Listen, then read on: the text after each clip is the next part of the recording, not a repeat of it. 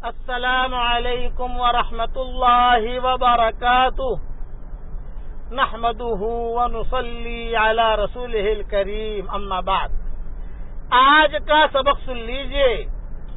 آج کے سبق کی سرخی ہے حضور صلی اللہ علیہ وسلم کی سیرت پارٹ نمبر 20.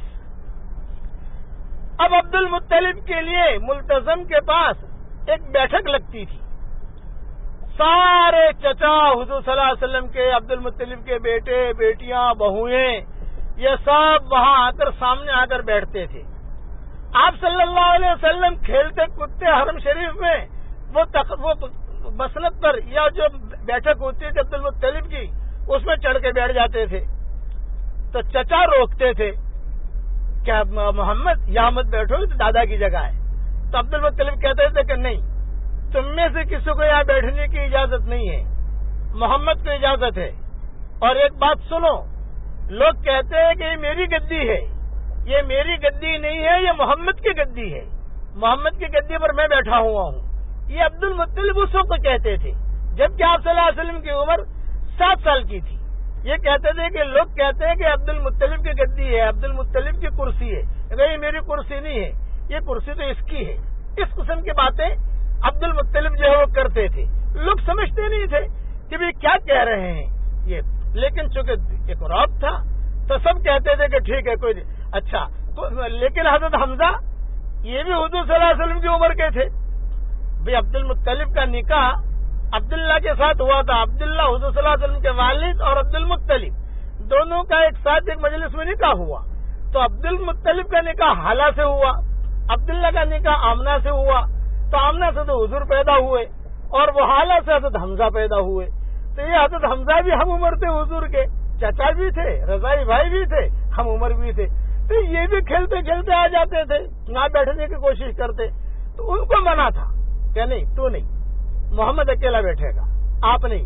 آپ جو ہے اپنے چچاؤں کے ساتھ، بھائیوں کے ساتھ رہو، بہنوں کے ساتھ رہو، رشتہ داروں کے ساتھ رہو. صرف اس کو اجازت ہے. اب عبد المطلب کی عمر ہو گئی تقریباً 8 سال کی. 8 سال کی عمر میں عبد المطلب کا انتقال ہو گیا. ام ایمن یہ ہمیشہ حضور صلی اللہ علیہ وسلم کے ساتھ رہتی تھی.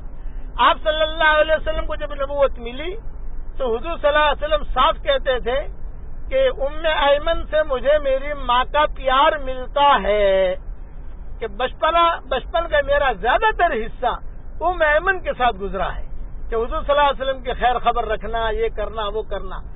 تو عبد المطلب کا جنازہ جو اٹھا، 8 سال کی عمر آپ کی تھی.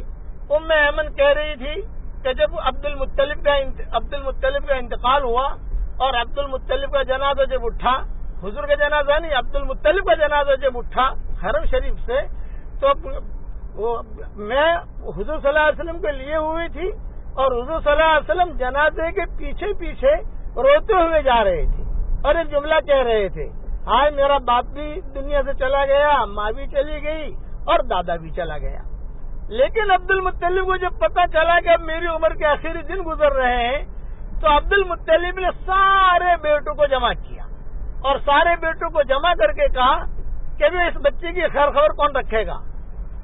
تو سب چچاؤں نے کہا ہم کریں گے. عبد المطلب نے کہا ہم نہیں، ہم کریں گے. اس کا مطلب کہ کوئی بھی نہیں کرے گا، یہ نہیں، ایک آدمی کہے کون کرے گا. تو ابو طالب نے کہا میں کروں گا. اب ابو طالب کی کفالت میں آ گئی عبد المطلب کے انتقال کے بعد. اچھا یہ تو صحیح حدیثوں میں ہے کہ حضور صلی اللہ علیہ وسلم خود فرماتے تھے میرے دادا کا انتقال مجھے یاد ہے، یہ روایت میں، اور کہتے تھے میرا دادا کا جنازہ جب اٹھا میرا رونا بھی مجھے یاد ہے. اور یہ جملہ کہتے تھے انی کنت ابن 8، اس وقت میری عمر 8 سال کی تھی جب عبد المطلب کا جنازہ اٹھا ہے.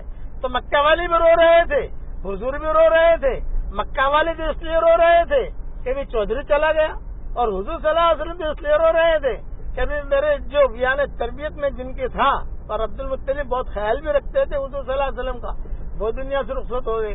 اب جو ہے حضور صلی اللہ علیہ وسلم ابو طالب کی کفالت میں آئے اور ابو طالب نے حضور صلی اللہ علیہ وسلم کی خوب خدمت کی ہر اعتبار سے.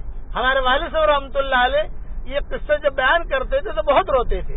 کہتے تھے کہ ابو طالب نے جتنی خدمت کی ہے اتنی کسی اور نے نہیں کی، لیکن مقدر میں ہدایت نہیں تھی.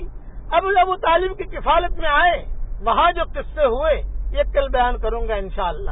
اب پڑھ لیجئے میرے ساتھ، اللہم انی اسألک من فجاءۃ الخیر وأعوذ بک من فجاءۃ الشر۔